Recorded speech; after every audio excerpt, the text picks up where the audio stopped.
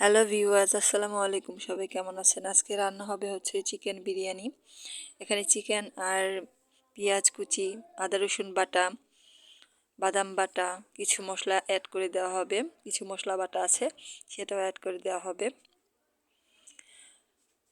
পরিমাণ মতো মশলা সব কিছু মিলিয়ে সুন্দর করে সিম্পলভাবে রান্না করতে পারলে বিরিয়ানি খুব মজা হয় খেতে, আর সুস্বাদুও হয়। এখানে আমি দিয়ে দেব সস,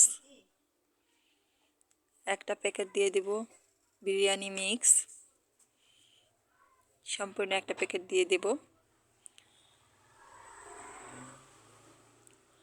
তারপরে কিছু কাঁচামরিচ দিয়ে সুন্দর করে টক দই দিয়ে দেব সুন্দর করে, তারপর মাখিয়ে নেব সম্পূর্ণটা। আসলে মাংসটা মাখানোর ক্ষেত্রে হচ্ছে মশলাটা সম্পূর্ণ একটু মাখো মাখো হয় আর সুস্বাদু হয়। এই যে হয়ে গেছে মাখানো,